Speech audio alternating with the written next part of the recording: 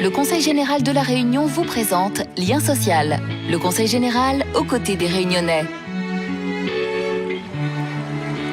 Sport extrême, activités culturelles, détente, découverte ou tout simplement loisirs.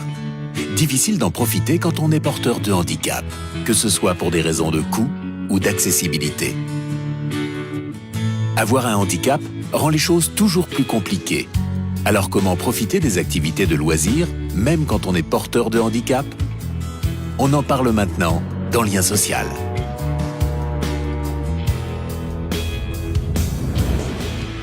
C'est à Saint-Leu que M. Bourdeux exerce en tant que moniteur de parapente depuis maintenant 10 ans. Amoureux de ce qu'il fait, il a monté sa structure pour pouvoir partager au mieux sa passion avec le grand public. Pour lui, c'est un vrai plaisir de procurer des sensations fortes à toutes les personnes qui le souhaitent. M. Bourdeux accueille des clients de tous les âges. Il a même récemment fait voler une dame de 81 ans.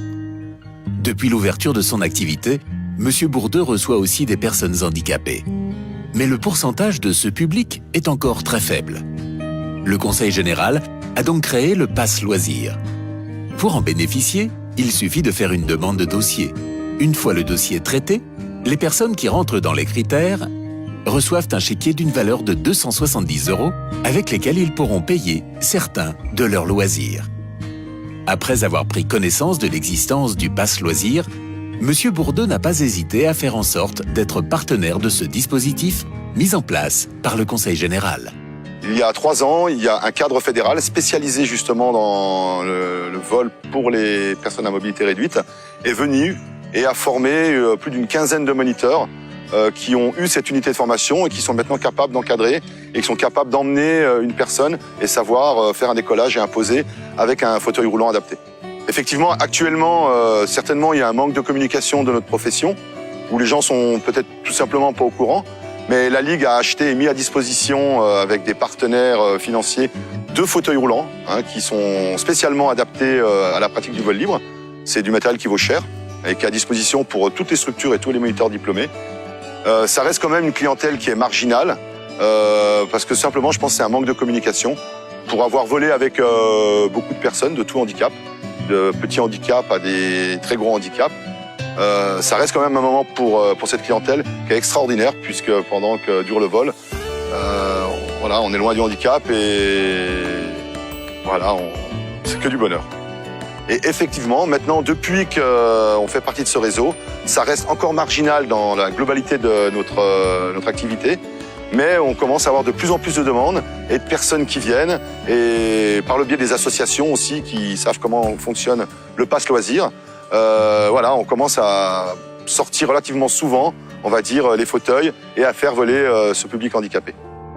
Le Conseil général met un point d'honneur à ce que tous les Réunionnais puissent être intégrés au mieux dans la société. Des bureaux ont été créés et réservés pour ce service.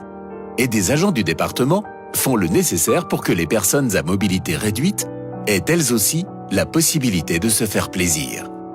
Que ce soit dans les sports extrêmes ou dans d'autres activités, elles ont aussi le droit au loisir. Ce qui nous satisfait très souvent, c'est de voir des prestataires qui ont vraiment envie de faire avancer les choses. Ils ont envie de partager ce qu'ils font, d'offrir ce service à des personnes handicapées. Et donc, ils se donnent les moyens de le faire.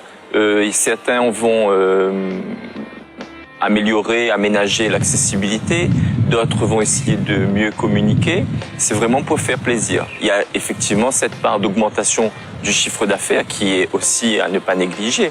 Mais ce n'est pas que ça qui est visé par ceux qui veulent offrir la prestation. Dans le cadre notamment du parapente, où l'association est partie jusqu'à former des moniteurs pour pouvoir accompagner des personnes handicapées sur les vols. Donc ça veut vraiment dire que ça va loin, c'est pas juste un service comme ça lambda, c'est quelque chose qui demande une certaine réflexion,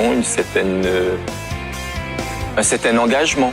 Sur l'ULM, par exemple, on a aussi des personnes qui ont été formées pour accompagner des personnes handicapées, parce que voilà, il y a la possibilité de faire des activités au sol, il y a des possibilités de faire des activités dans les airs, et vraiment là, on voit que il y a ce souhait d'aider les personnes, de partager surtout sa passion. Je pense que ça doit être ça le moteur, c'est qu'on a une passion. Ceux qui font des activités ont des passions et ils veulent partager ces passions-là. Donc ils font en sorte de tout faire pour partager. Comme Monsieur Bourdeux, beaucoup de prestataires font le nécessaire pour que tout le monde puisse partager avec eux leur passion. Les avantages financiers, réels, ne sont donc pas la seule motivation. Mais ils contribuent à ce que les opérateurs économiques, coiffeurs, cabinets d'esthétique, hôtels, spas, prestataires touristiques et sportifs soient de plus en plus nombreux à devenir partenaires du Pass Loisir. Le Conseil général se bat tous les jours pour que ces notions de solidarité se transmettent de génération en génération. L'engouement des prestataires pour le Pass Loisir est une preuve de plus que le savoir-faire ensemble fait partie des valeurs de la Réunion. Pour devenir prestataire agréé ou bénéficiaire du Pass Loisir, un numéro vert unique, le 0800 008 952. Le Conseil général de la Réunion vous a présenté Lien social. Le Conseil général aux côtés des Réunionnais.